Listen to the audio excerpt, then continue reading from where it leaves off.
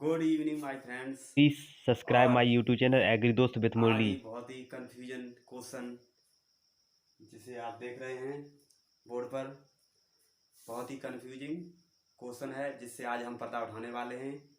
एक एक पॉइंट को समझेंगे इस क्वेश्चन के बारे में। सबसे ज़्यादा कंफ्यूजिंग क्वेश्चन है कि आलू जड़ है या तना। तो चलिए शुरू करते हैं आज का वीडियो।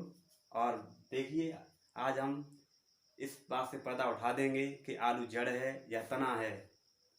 सभी लोग इस क्वेश्चन पर कंफ्यूज रहते हैं, छात्र भी कंफ्यूज रहते हैं, क्योंकि भूमि के अंदर होते हुए भी यह जड़ कैसे है और तना कैसे है। तो इस बात पर हम वैज्ञानिक तरीके से विश्लेषण करेंगे कि इसमें कौन से वो फैक्टर हैं जिसके कारण इसे जड़ कहा जाए या फिर तना कहा जाए। तो चलिए इस बात से पर्दा उठाते हैं। देखिए, आलू जड़ है या तना, यानी पोटैटो रूट और स्टेम, या इसे रूट कहें कि या फिर इसे स्टेम कहें। तो इस बात को समझने के लिए आप चलते हैं इस प्लांट के ऊपर। जो डायग्राम आपको दिख रहा है, इसमें आपको कुछ ऊपर पत्तियां दिख रही होंगी जो आलू का पौधा है, ठीक है। उसके बीच में ये दिख रहा होगा तना है, और यहाँ से भूमि की सतह है, अंदर भूमिगत, इसे क्या कहें, भूमि है यानी मृदा है। इसे मृदा ना कह के अभी हम इसको भूमि कहेंगे, क्योंकि यहाँ लिखा है भूमिगत तना। जो भूमि के अंदर जो तना है, भूमिगत गत मतलब गहराई में, भूमि के अंदर जो भूमि के अंदर तना है उसे भूमिगत तना कहेंगे, और जो भूमि के बाहर है उसे तना कहेंगे, ठीक है।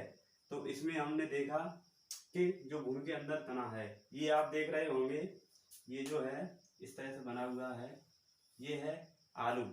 यहाँ से आलू ने क्या किया, यहाँ से आलू के अंदर जो कक्षस्थ कलिकाएं होती हैं उसके द्वारा जर्मिनेट होकर इसने आलू का एक पूरा पौधा विकसित किया। लेकिन कुछ समय के पश्चात जैसे ही पहले पौधा विकसित हो गया, उसके बाद इसमें से क्या हुआ, इसमें से स्टूल निकले, यानी स्टूल जो कि एक धागेनुमा संरचना होती है, और बाद में मोटी होते हुए एक लगभग जो अपनी जो बिजली की डोरी होती है उतनी उसके समान मोटी हो जाती है ना। और उसके बाद जो है आगे जाके लास्ट छोर पर जो है वो संरचना ऊपर बाद में जाके फूल जाती है।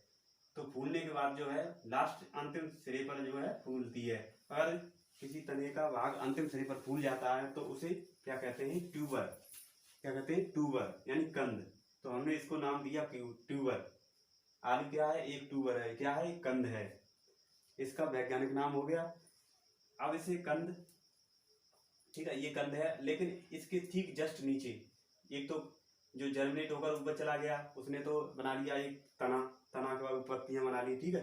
लेकिन एक भाग जो है यहाँ से जर्मिनेट होकर नीचे आया, इसे कहते हैं मूलांकुर, है ना। यानी मूल यानी जड़ का छेद, जहाँ से जड़ विकसित होती है उसे कहते हैं मूलांकुर।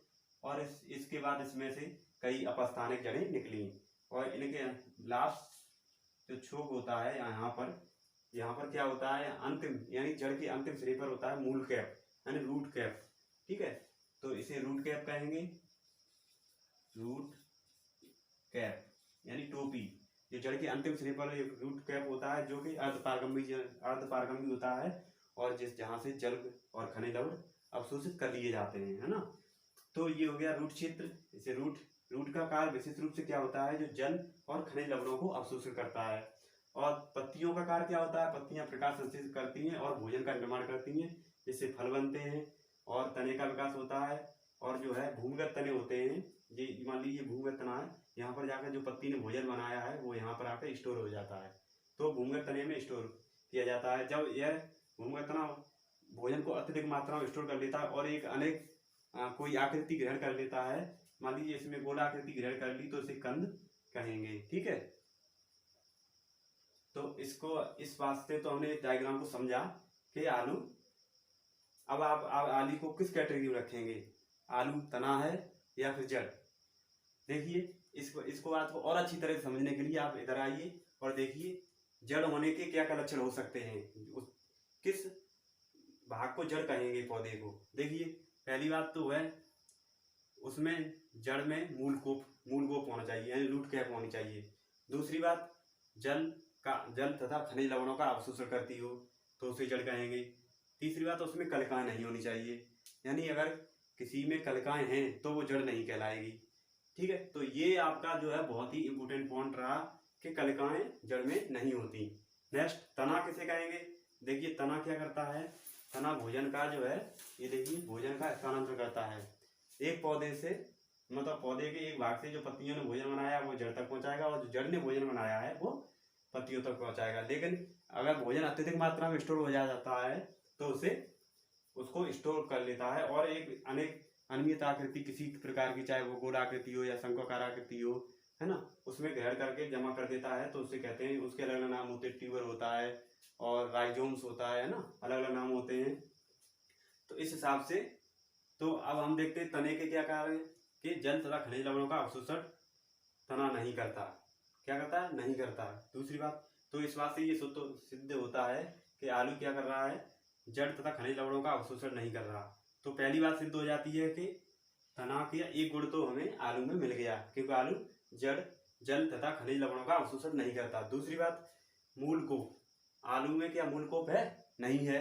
तो इस हिसाब से इस बात को में माना जाए कि आलू में मूल कोप नहीं है, तो इसका मतलब ये जड़ नहीं है। तीसरी बात, क्या कलिकाएं हैं? हाँ, आलू में कलिकाएं हैं, दिखती नहीं है, कक्षस्थ कलिकाएं होती हैं जिन्हें आंख कहा जाता है। बाद में इसी कक्षस्थ कलिका से एक कलिका निकलती है, उससे एक मूल कोप निकलता है, मूलांकुर निकलता है जो जड़ का निर्माण करता है, और एक प्रांकुर निकलता है जो कि कलिका के रूप में आगे बढ़ जाता है और एक पूरे पौधे के बाहरी भाग जैसे तना, पत्ती इत्यादि को विकसित करता है। ठीक है, तो इस हिसाब से हमारा ये सिद्ध हो जाता है, इस हिसाब से हमारा ये सिद्ध हो जाता है कि आलू क्या है? एक तना है। ठीक, क्योंकि आलू में ना तो मूल गोप है यानी रूट कैप नहीं है जो दूसरी बात, आलू जो है जल का व खनिज लवणों का अवशोषण नहीं करता। तीसरी बात, इसमें कलिकाएं नहीं पाई जाती। ठीक है, अगर कलिकाएं पाई जाती हैं तो क्या है? वो एक तना है। तो आलू की, अब एक बात अगर कोई कहे कि आलू जड़ है, तना है, इसे कैसे सिद्ध करेंगे? तो ये आप कह सकते हैं कि आलू में कलिकाएं पाई जाती हैं जो कि जड़ों में कलिकाएं नहीं पाई जाती। ठीक है, जिस कारण आलू को किस में रखा गया है? तने के अंदर रखा गया है। क्यों? क्योंकि यह भूमि के अंदर पाया जाता है, इसमें कलिकाएं पाई जाती हैं।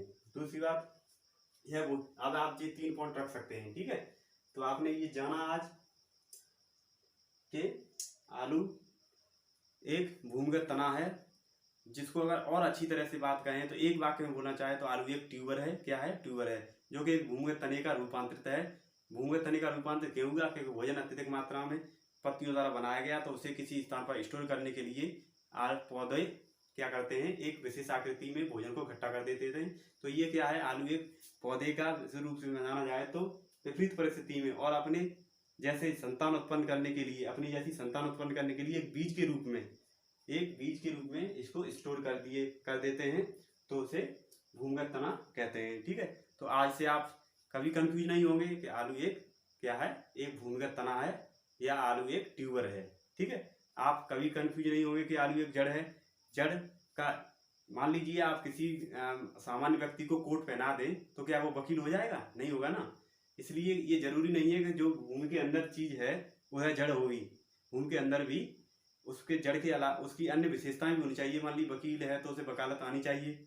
इसी हिसाब से अगर आलू को जड़ कहें तो जड़ कैसे गुण तो हो, वह पानी का, जल का अवशोषण करे, है ना, और जल का अवशोषण करने के बाद उसके बाद मूल गोप होनी चाहिए। उसकी जो आंतरिक संरचना होती है वो एक जड़ के समान होनी चाहिए। लेकिन इसकी जब हम आलू को दूसरी एक और विशेषता अगर हम देखें तो आलू को जब आंतरिक संरचना काटेंगे तो बिल्कुल तने को काटेंगे और आलू को काटेंगे तो एक समान होती है। इस हिसाब से भी आप बता सकते हैं कि आलू जो है एक क्या है? तना है। ठीक है, तो अगर आपको यह वीडियो पसंद आया हो तो लाइक करें, शेयर करें अपने दोस्तों के साथ, और चैनल को सब्सक्राइब कर लें, जिससे कि इस तरह की दिलचस्प और उपयोगी वीडियो आपको मिलती रहें। धन्यवाद।